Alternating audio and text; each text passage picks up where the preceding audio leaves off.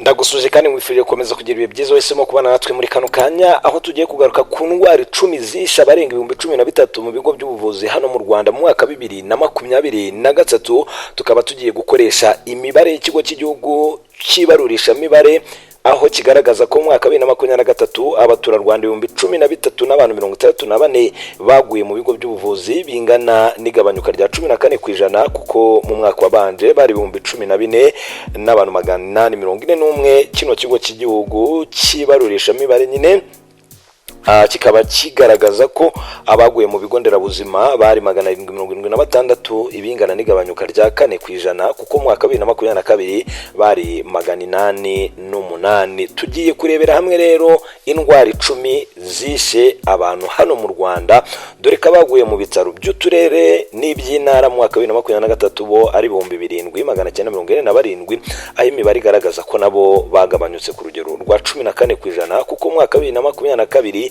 bari 9,000 n'abantu 90.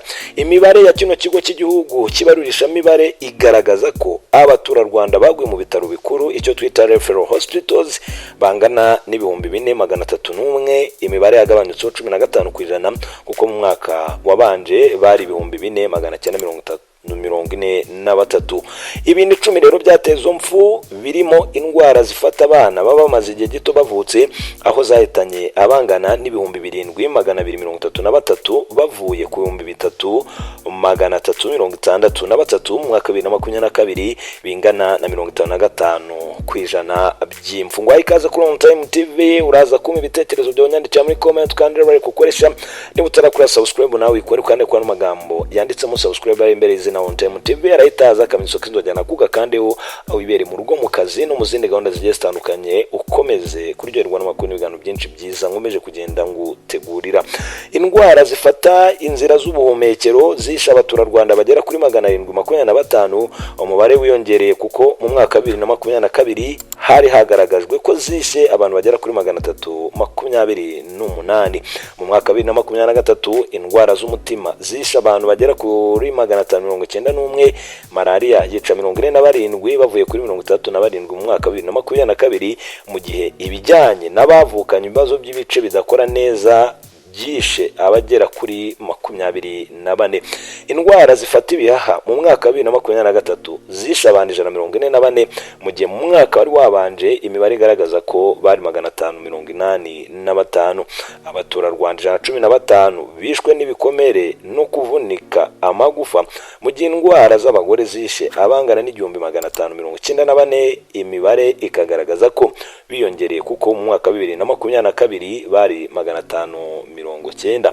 Imibare igaragaza ko mu mwaka 2023 abaturarwanda bagiye mu bigo nderabuzima n'ibitaro bya leta n'ibyigenga inshuro zigera kuri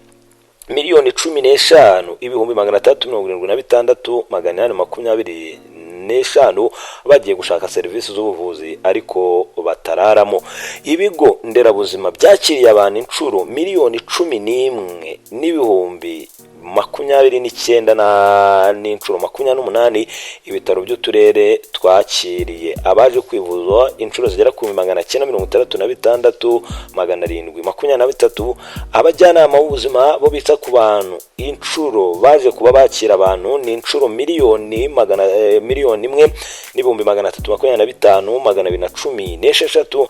Abasuye ibitaro bikuru ni abantu bagera ku bihumbi 492,325, mu gihe ibitaro byigenga byasuwe inshuro 1,133,533. Amakuru atangwa na kino kigo cy'igihugu kibarurisha mibare agaragaza ko indwara ziganje cyane mu bigo nderabuzima mu mwaka 2023 ari zifata imyanya y'ubuhumekero zitandukanye, zikurikirwa na malaria yafashe abantu bagera ku 131,815. Indwara z'indiririzi mu mara icyo twita intestinal parasite zagaragaye mu bantu bagera ku 888,859. ibijyanye no gukomereka no kuvunika nk'amagufa byabaye ku bantu bagera kuri 1,299,000. Izifata urwungano ngogozi zagaragaye ku bantu bagera ku 423,407. Izamenyo zagaragaye ku bantu bagera ku 630,239. Iz'uruhu zabonetse ku bantu bagera ku 516 n'abantu 814. Mu bigo nderabuzima kandi hagaragaye indwara zijyanye n'amaso ku bantu bagera ku 652 n'abantu 46. Indwara z'urwungano rw'inkari zagaragaye ku bantu bagera ku 679,692. Indwara z'ibihaha zabonetse ku bantu bagera ku 16,669. Abarwaye diare bari mu gihumbi abari 194 n'abantu 904. Iz'amatwi bari abantu bagera ku 119,935, mu gihe izindi ndwara zafasha abarenga 3,100,000. Ni mu gihe iziganje mu bitaro umwaka wa 2023 zari zijyanye n'amenyo n'ishinya zafasha abantu bagera ku 218,132. Iz'amaso zafasha abantu bagera ku 186,820. Ibyo gukomereka no kuvunika amagufa byabaye ku bantu bagera ku 48,147. Izifata imyanya y'ubuhumekero zigaragara ku bantu bagera ku 39,212. Mu ndwara ziganje mu bitaro kandi harimo iz'urwungano ngogozi zagaragaye ku bantu bagera ku 57,583.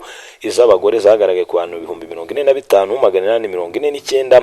Iz'urwungano rw'inkari zagaragaye ku bantu 25,449. N'iz'umutima zagaragaye ku bantu 30,212. Abafite indwara z'uruhu bagiye mu bitaro bari 17,932. Abahuye n'ibibazo mu gihe batwite bakajya gushakira ubuvuzi mu bitaro bari 9,968. mu gihe aba malaria bari 1,765. Abo umuvuduko w'amaraso bari 15,000 n'abantu 104. Abafite ibibazo by'ubwonko bari 8,837. N'izindi ndwara zitasobanuwe ariko zagaragaye ku bagiye kwivuza mu bitaro zabonetse ku bantu bagera ku 212,343. Imibare ya kino kigo kandi igaragaza ko mu mwaka 2023 hakozwe ibikorwa byo kubaga bingana n'ibihumbi 111,347. harimo ibikorwa 14,545 byo kubaga indwara zitandukanye, icyo twita general surgery, mu gihe hakozwe ibikorwa bigera ku 75,158 bijyanye no kubaga abagore bafite ibibazo bitandukanye bifite aho bihuriye n'ubuzima bw'imyororokere, barimo n'abandi 8,806 bakuwemo nyababyeyi. Ababazwa amagufa mu mwaka 2023 bari 21,604. Abakorewe ibizamini hifashishijwe imashini zo kwa muganga, cyo twita radiology exam, bari 644 n'abantu 21. Tugana ku musozo, imibare ya kino kigo cy'igihugu kibarisha mibare kandi igaragaza ko mu mwaka wa 2023 mu bigo by'ubuvuzi bya leta habarurwaga abakozi bo kwa muganga barenga 21,000, hakabarurwa ibitanda birenga 21,000 kuva ku kigo nderabuzima kugeza ku bitaro bikuru. Raporo ya kino kigo kandi igaragaza ko mu Rwanda habarurwa ibigo by'ubuvuzi birenga 2,200 nyine, nkuko amakuru yizewe, amakuru angeraho muri kano kanya akomeza kugenda abivugura. Byumvutse wowe urabibona ute?